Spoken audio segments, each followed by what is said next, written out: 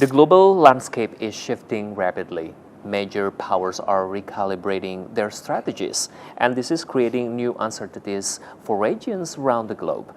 In a world where geopolitical competition can quickly spill over into trade disruptions, supply chain fragmentation, and regulatory divergence, ASEAN serves as a buffer, a mechanism to protect the region's strategic economy and autonomy, resilience, and long-term development trajectory.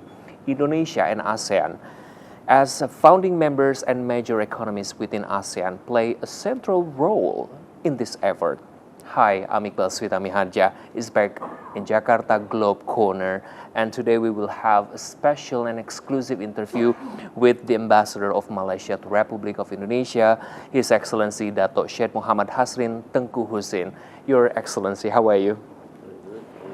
I'm good, I'm excellent. Thank you so much for this opportunity. So we have two other companions in this interview. Who are these two cutest sun bear, Your Excellency? Well, they are our mascots for the Visit Malaysia Year 2026 campaign. Okay.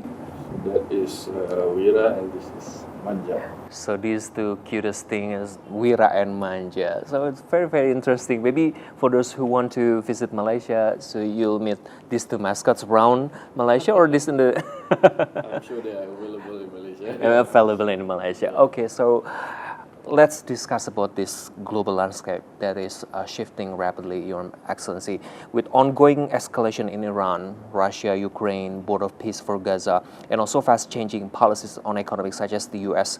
reciprocal tariff, as we know. Your Excellency, how do you interpret these shifts and the potential impact on global stability, especially spillover risk for Southeast Asia? Well, I think all what's going on globally at the moment, something that is unprecedented after the World War II, and it is an affront to the international order that we built post 1945. Everything is being weaponized, and the multilateral system, international world order is being attacked. So if you would like to categorize it on a bit on extreme front, we are actually at war already, but without missiles or So that means I think all countries in the world will need to reassess their position and on how to respond, including within ASEAN. But fortunately for us in this region, our situation is a bit more stable, and definitely there are spillover effects on us as ASEAN countries and open. We are open economy. Okay. So. Most of us are quite well connected into global supply chains. So when things like this happen, definitely these external shocks will have spillover effects on us. Although it is also a challenge for us, but at the same time provides opportunity for us perhaps to reassess, and then what is important is how we respond to these challenges. So, Your Excellency, many analysts say that we are moving from a rule-based order to a power-based one, right? So from Malaysia's perspective, is this a first statement or a reality ASEAN must now plan for? Definitely, I think ASEAN has a role. When we are faced with this situation, I think we also need to look inward. We need the support system around us.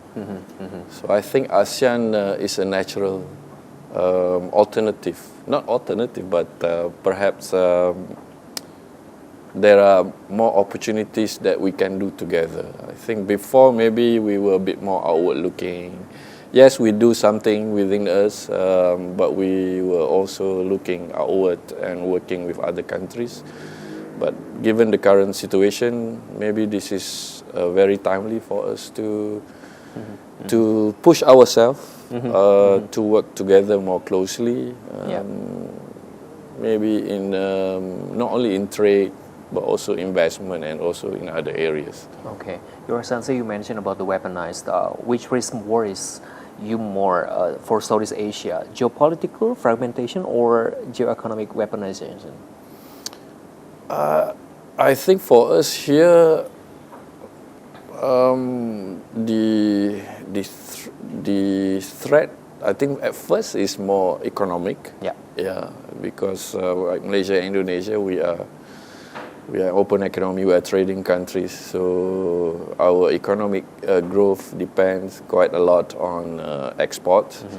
But lately, I think we are also listening, or we are also hearing about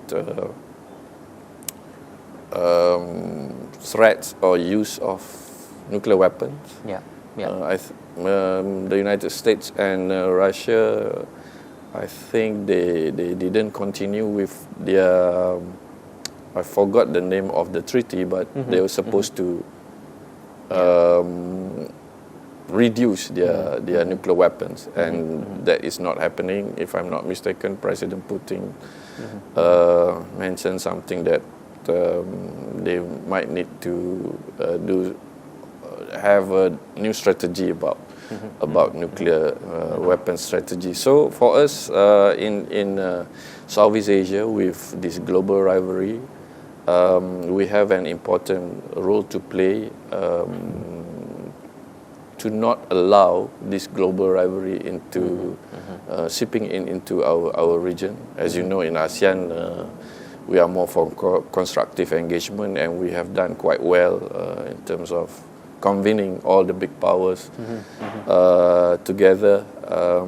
Now I think it's the time for us to also improve on this and strengthen our ASEAN institutional framework to make it more protective, more protective for ASEAN. For ASEAN. So how exposed is ASEAN to secondary shocks like energy prices, supply chain rerouting, capital volatility? If these conflicts escalate further, do you think? At the moment, we are at this critical juncture. We cannot predict yet what will happen. But I think for ASEAN countries, we need to take preemptive measures to minimize or mitigate the negative consequences on our people. So it's also an opportunity for us to work together. Like for data-wise, intra-ASEAN trade is, I think, hovering around 20+%. So maybe now it's an opportunity for us to look inward and strengthen our intra-ASEAN trades to cushion the blow of what might happen in the future. Okay, Your Excellency, do you see Southeast Asia or ASEAN as merely a spillover region, or increasingly as a strategic arena in its own right? Well, ASEAN has very good potential. We are 680 million people. The fourth largest economic area at this point of time, with $3.9 trillion GDP. So we can also be a primary player in the future. And from what I see, all countries are trying to engage ASEAN now. As you can see, there are more and more countries signing the Treaty of Amity Cooperation, which is the first basis for economic relations. For relations with ASEAN countries. So you can see that there are a lot of interest. They know what are the potentials here. We are relatively calm, and given those figures, if we work together closely, more cohesively, promoting our ASEAN centrality, I think ASEAN can be a leading or playing that leading role in the future. And the prime actor in this economy. So let's shift to another question. Malaysia held the ASEAN chairmanship chairmanship last year, 2025, right? So in this era of heightened geopolitical and geoeconomic tension, Your Excellency, how can ASEAN strengthen its role as a protective framework for Southeast Asia's strategic autonomy and economic resilience? I think when the tariff was imposed on us, immediately after we had the economic ministers meeting, and the messages that came out from that meeting was that we shouldn't be retaliating and we should increase our capacity building together and work together and find a way on how to promote and protect the international multilateral system, trading system. So that was a cohesive message from ASEAN. Yes, of course, after that we negotiate bilaterally with the United States. But the point is that we are not antagonistic against the US, and we're trying to find a way to resolve the issue peacefully. That's the ASEAN way, through dialogue. Peacefully is the ASEAN way. So the immediate realistic step ASEAN can take within existing mechanism is ASEAN's consensus-based model still an asset in times of crisis, Your Excellency, or does it need recalibration? I think there's a mixed view on this. ASEAN consensus has worked for so many years for us to maintain stability, peace, and also promote prosperity in the region. There has been calls for us to be a bit more flexible, I suppose. Okay. Maybe it's not the right word, but we might need to reassess our decision-making process. But at the moment, I think the ASEAN countries are still holding on to this system, perhaps with a bit of tweaking without changing the charter. And I think that is how ASEAN works. We'll try in a way to find a solution within us on issues that are affecting us. But at the same time, I think we realize, and we need to make the world realize, the major powers, that we cannot do alone. We cannot do it alone. We still need their support on what have been decided by ASEAN. For example, on Myanmar, we still haven't resolved this crisis. But there have a lot of efforts have been put into the process of finding a peaceful solution in Myanmar. And I think there has been a lot of evolution from the moment the issue came up, from chair to chair. What is important, I think, is to get all the parties involved in any conflict situation. You need to get the parties involved. Because those situations need a collaboration, synergy, and other member also. Your Excellency, you have been here in the Jakarta office since 2023, if I'm not mistaken. How does Malaysia see Indonesia as one of the closest partners, of course, especially the importance of strengthening bilateral cooperation amidst the current global uncertainty? Well, we have been enjoying a very good bilateral relations with Indonesia, at least during my time, where I can assess by myself. But relations between Malaysia and Indonesia is not a new one. It exists before Malaysia and Indonesia itself existed. And I think this long-established relations, which is based on similarities, then this relation has been described by both our leaders as very unique and special.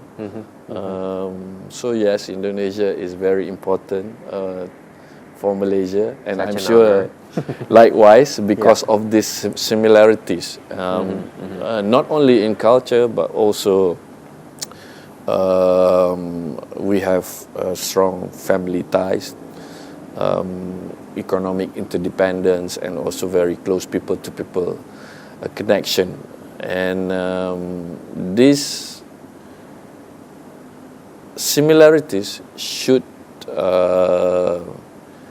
shape or strengthen our relations further, or help us to shape or strengthen our relations further in the years to come. And at the political level, it's very good. Between Malaysia and Indonesia, we have a very comprehensive bilateral mechanism. I believe. And last year, the annual consultation between the Prime Minister of Malaysia, Prime Minister Anwar Ibrahim, and President Prabowo Subianto was held after a long time of absence. So I think that is very important milestone in the past few years, which set the tone or the ground for strengthening of bilateral relations in the years ahead. Economically, Indonesia is a very important trading partner of Malaysia. You are our second largest trading partner within ASEAN, number 6 globally. And the value is around $26.6 billion last year. But we are still, there is still a gap of around 3 billion. The target is for us to achieve 30 billion US dollar. So perhaps these challenges present us an opportunity for us to, work closely together to reach this target. I think between the people to people, last year about 4.2 million Indonesians visited Malaysia. I haven't gotten the figure for Malaysians visiting Indonesia, but the year before, about 2 million Malaysians visited Indonesia, and in the past 3 years, Malaysians are the number 1 visitors to Indonesia. So this exchange of visits between our two peoples are very important to enhance the third element of bilateral relations, which is people-to-people contact. It's been more than 10 years since I visited Malaysia. Now maybe this is the time, this year 2026, to visit Malaysia and meet Wirayan Manja, Your Excellency. So speaking of which, how has your perception of Indonesia evolved since arriving in Jakarta? But this is my second posting here, so it's not my first time. So Indonesia is like my second home, away from home. And my family, I feel at home here.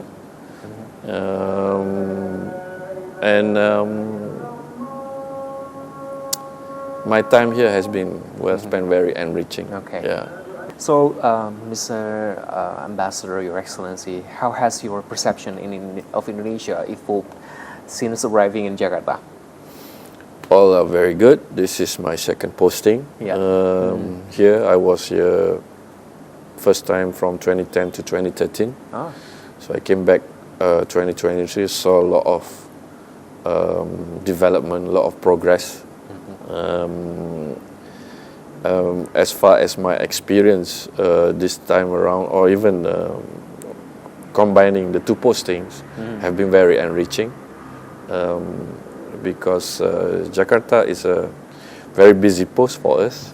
A lot of visits from Malaysia coming to Indonesia, be it at the political level, business levels, and everything. So, time it was well spent.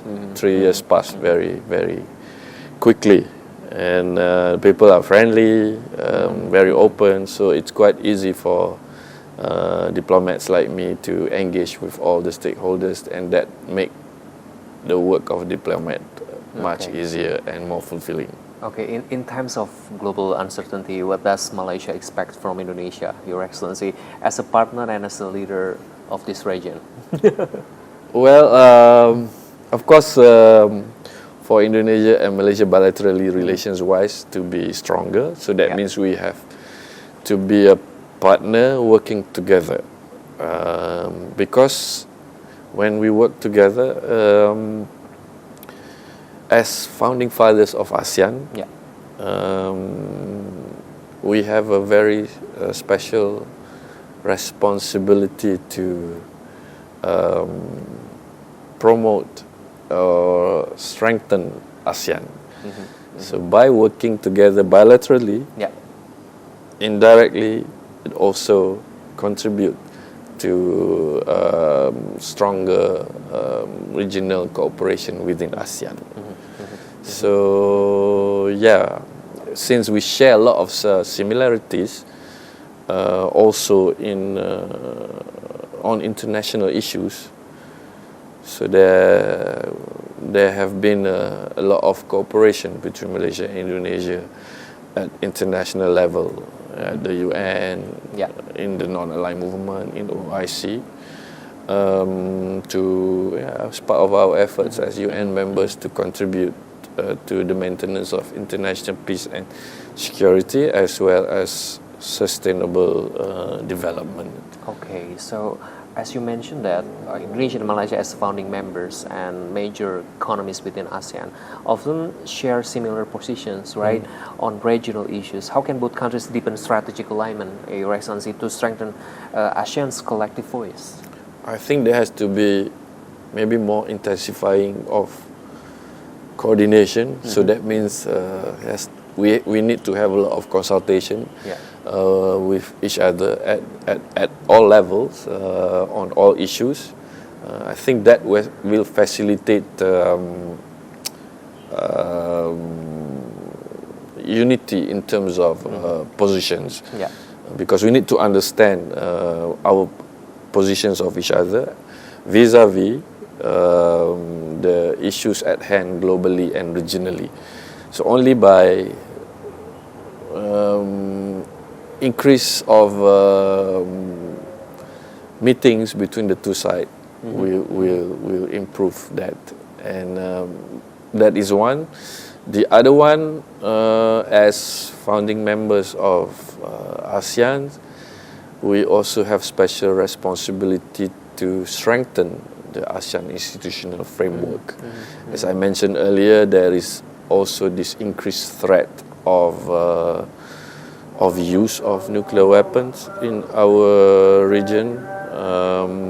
We have a Southeast Asia nuclear weapon free zone treaty, so we need to work together to promote or to get the commitment from the nuclear weapon states that they will not use. Okay. Not only not use, but do not threat to use nuclear weapons in our region by signing the additional protocol. The other framework, I suppose, what is important coming out from our ASEAN Chairmanship, one of them is the ASEAN Power Grid system, to improve connectivity of electricity in ASEAN. We have started it with Indonesia. There is this exchange of electricity export between Malaysia, Peninsular Malaysia and Sumatra, as well as Sarawak and Kalimantan. We need to connect the dots so that finally the whole ASEAN region will be connected under APG economically. Yeah. Of course,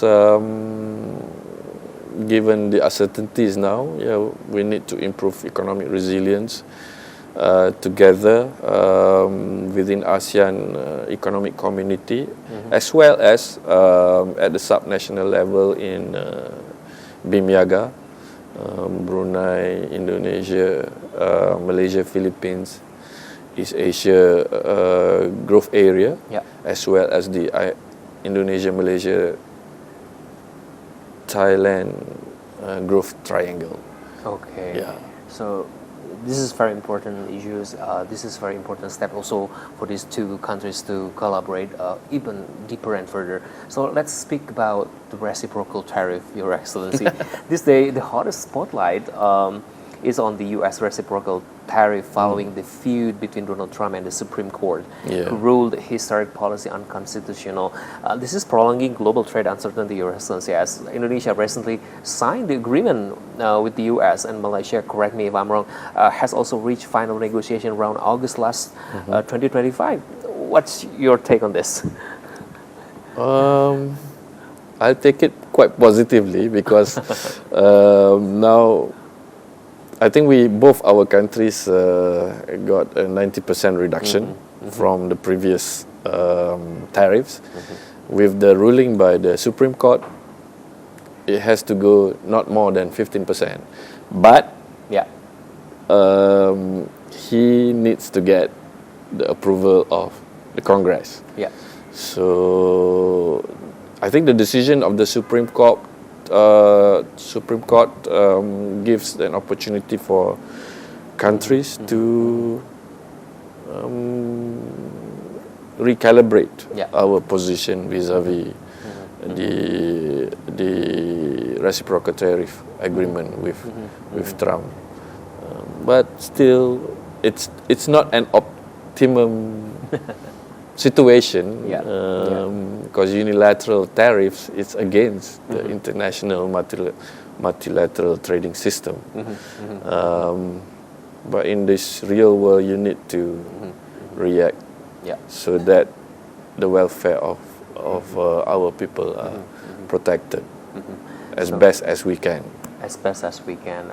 As also mentioned that ASEAN will be the stronger or the vital actor in this global economy. ASEAN has also a very big market potential. How could we strengthen inter-trade cooperation amidst this current uncertainty on the U.S. side, Your Excellency? Well, I think there has to be a switch of orientation. I think, like I mentioned earlier, perhaps before the unilateral tariffs, we look at our market maybe further away from our region, and that has worked for us. But because of this imposition of tariff, now we also need to find an alternative or safety net for us. And the natural alternative is ASEAN. It has to be in our backyard first. So we have to strengthen our capacity and resilience together. So that means we need to encourage more economic connectivity between our businesses. So this is one, but bilaterally we can also contribute to helping ASEAN to become stronger.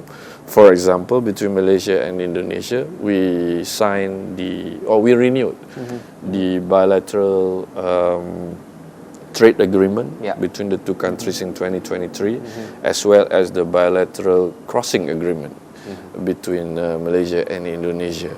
So once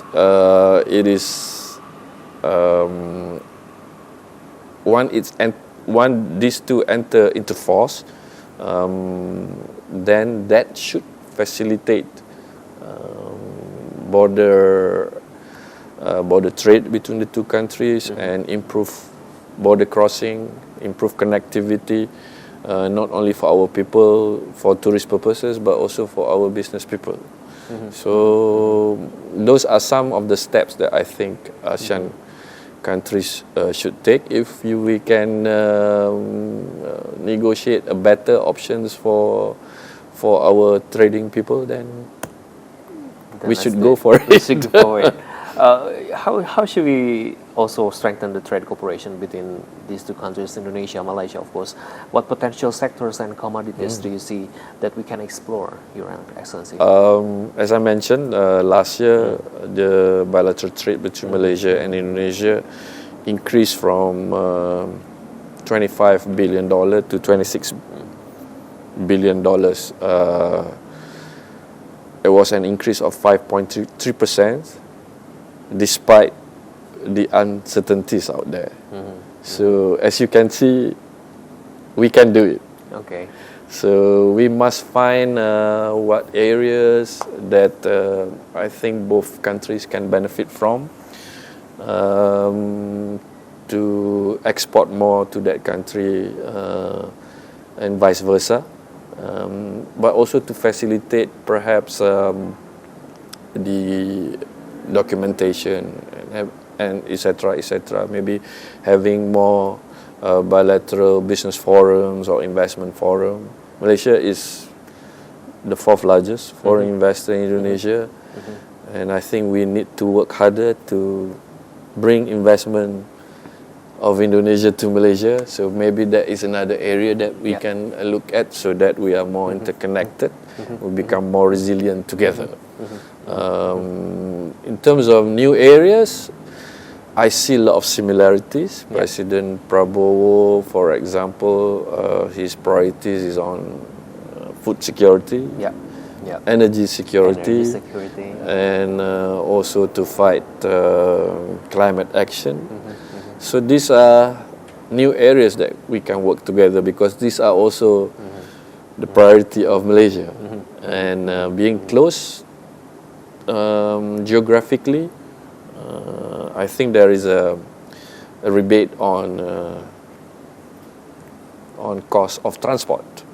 And on the island of Borneo, we share land border. So we might need to facilitate border crossing points together by having more or increase the volume. These are some examples that we can do. Because I mentioned already renewable energy, digital economy as well, in terms of artificial intelligence. So these are the new areas that we can look at, as including advanced manufacturing like semiconductor, halal certification, etc. Okay, Your Excellency, speaking of the challenges that Malaysia face in terms of trade cooperation with Indonesia so far, let's be honest, what do you still face in Indonesia in terms of these challenges? There are a lot of challenges. Please share, please. I think what we need is to have a better coordination. That's why I said the annual consultation was very important, because when we have annual consultation, we will have other bilateral mechanisms that we'll need to prepare for it. For example, on joint cooperation, Joint Commission on Border Cooperation, which is led by the two foreign ministers, as well as the joint trade investment cooperations. So where we can discuss on what are the challenges that are facing us, be it the new policies that are being imposed, or areas that we can reduce so that it can facilitate the movement of goods and people. But what is important is that we need to meet more often. And the good thing about our relations now, our two leaders are very close. So that set the tone for others to work together. They are always in communication with each other. So I'm sure the two leaders will call their ministers, say, hey, you need to speed up on this. Cepatlah. Cepatlah. So, Your Excellency, Malaysia remains one of Indonesia's top investors. How can both countries move from investment volume to investment quality? As I mentioned earlier, we are quite strong here on banking. As number 4, we are the 4th largest foreign investor here. We are strong in banking, plantation, and telecommunication. So by looking at new areas such as renewable energy and digital economy, as well as creative economy, I think there are a lot of opportunities to work together, including on semiconductor. Because Indonesia has a very important commodity for semiconductor. We have quite long experience in semiconductor industry. And recently the Premier of Sarawak was here on the invitation at the Indonesia Business Forum, right? And this was mentioned. So those are some of the areas that I think we can further improve economic cooperation between Malaysia and Indonesia. Wow, interesting. Speaking of the forum, Universe BTV also has the Investor Daily Summit annually. Maybe we can have Investor Daily Summit annually. Every the third quarter of the year. Maybe we can have the special discussion regarding that between Malaysia and Indonesia later on. I think discussion forum that will promote better or strengthening cooperation between the two countries, I'm sure will be welcome. Okay, so as the world's leading palm oil producers, how can Indonesia and Malaysia enhance our joint diplomacy to navigate tightening sustainability standards and trade barriers? Yeah, we are the two largest producing countries. Working very closely through CPOPC, the Council of Palm Oil Producing Countries. Before this, we were only two, Malaysia and Indonesia. Now we have Honduras, Democratic Republic of Congo, as well as Papua New Guinea. Okay. And one of the strategies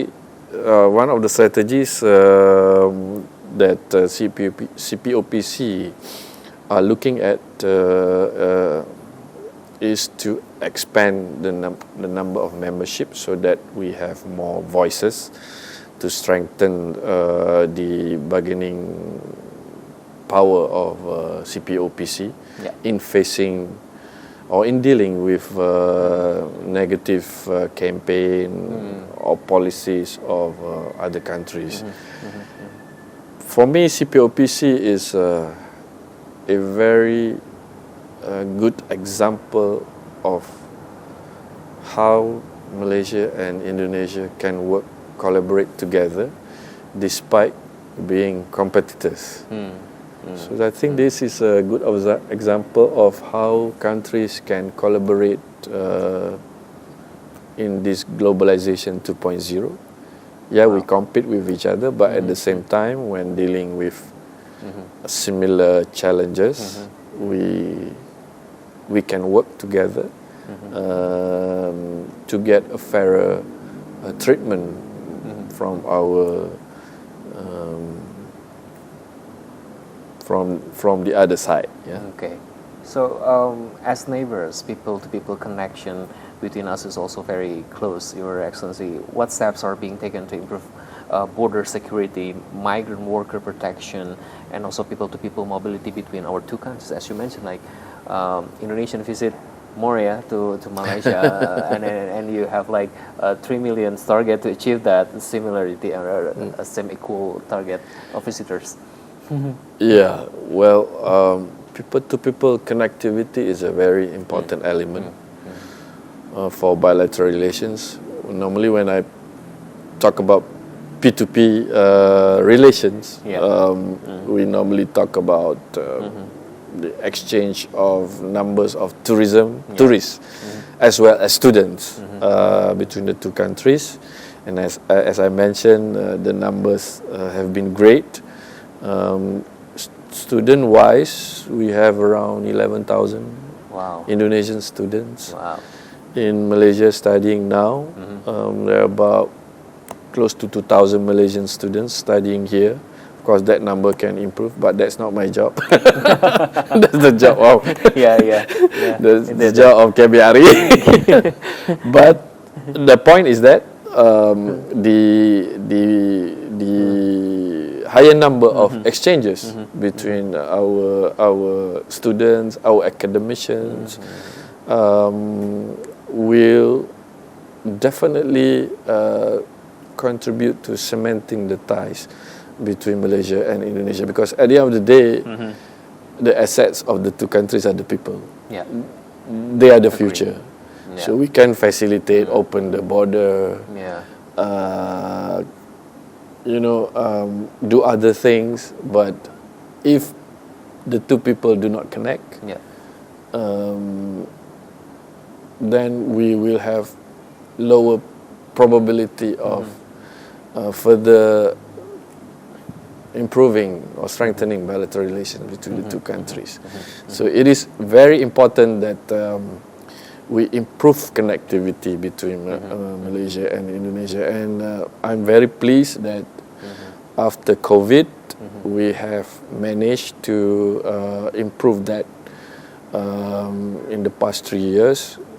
At the moment now we have, in terms of air connectivity, in 1 week we have about, on average, 700 flights between the two countries, connecting Malaysian cities to 16 Indonesian cities. So that's a lot. And as you can see, it's contributing to both countries, because Malaysians are the number one visitors here, and Indonesia also contribute a large number of visitors to Malaysia, and hopefully that will help our Malaysia visit Malaysia year 2026 this year. In terms of border security, we have a very old bilateral mechanism called General Border Committee, which is led by the two Minister of Defense of the two countries, and all of the security agencies, I would say almost all of the security agencies or border agencies are involved in this committee, be it the armed forces, the police, immigration, customs, coast guards, and their work, I think, is very crucial to protect the border from transnational crime, extremism, etc., etc. But at the same time, also contribute to improving economic connectivity between the two countries. So you are saying, as a country with very strategic locations on the equator, how can Indonesia and Malaysia strengthen maritime cooperation, like particularly in the Malacca Strait and the South China Sea, to ensure stability and economic security? I think the only way forward is to improve or strengthen this maritime cooperation, because the Straits of Malacca is very important to global trade as well as global crude trade. I think for global trade, 25% of the global trade passes through the Straits of Malacca, and 30% of global crude oil passes through Straits of Malacca.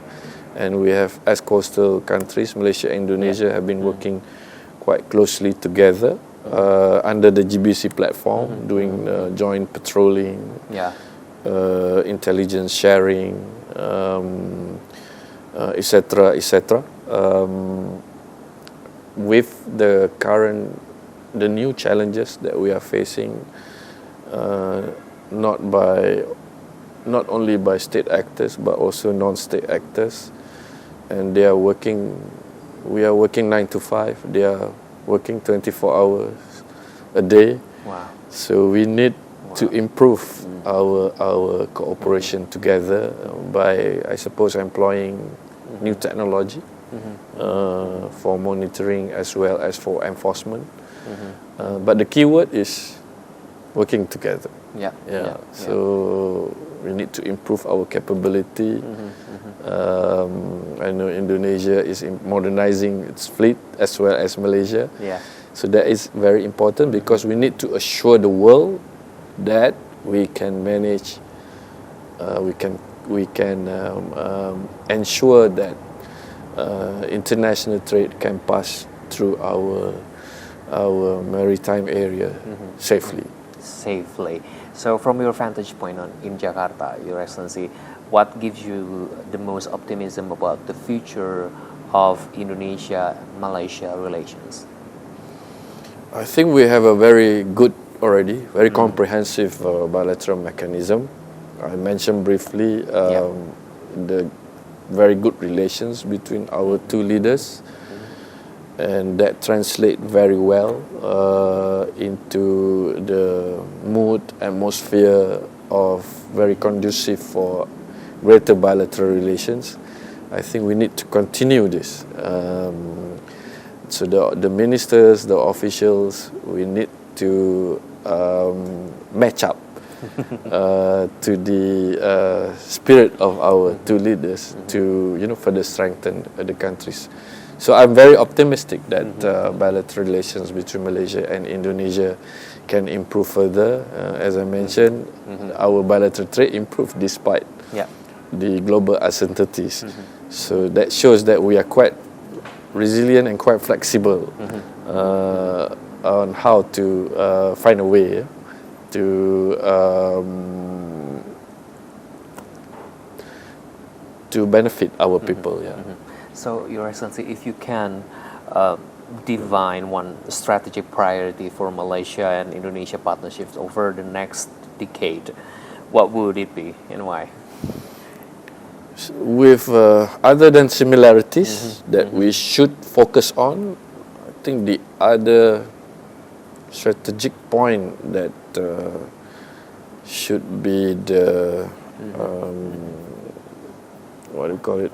The calling for us is connectivity. Connectivity. So connectivity can be can involve everything, right? Infrastructure. Cultural connectivity, economic connectivity. By improving infrastructure connectivity, definitely it will contribute to better economic cooperation, better people-to-people contact, and there is no turning behind. I think we have to find more ways to improve our connectivity between the two countries. Okay, so unfortunately this is the last questions for you. So you are almost completing your duty in Indonesia in the second posting, Your Excellency. So what's your message for stronger partnership in the future between Indonesia and Malaysia? And maybe the message for the administration of President Prabowo Subianto, Your Excellency, please. I think the message is for both countries. Sometimes, we focus a lot on similarities, right? As the strong foundation for our bilateral relations. But sometimes when we at a certain level of we feel that we are very good already, we become complacent. I think we must protect ourselves from becoming complacent and just shifting to automatic mode, letting everything move without really monitoring or managing bilateral relations between our two countries. So complacency, I think it's something that we need to prevent. Okay. Thank you so much for this opportunity, this amazing opportunity. So hopefully our Indonesian people will see you in the third posting of your time, maybe in Indonesia back here. So again, thank you. Thank you so much. Terima kasih, sama-sama. Terima kasih. So this is Jakarta Globe Corner exclusive interview with the Ambassador of Malaysia to the Republic of Indonesia, His Excellency Dato Syed Mohamad Hasrin Tengku Hussin. I'm Iqbal Switame Haja signing off. See you in the next one. Thank you so much. Sama-sama.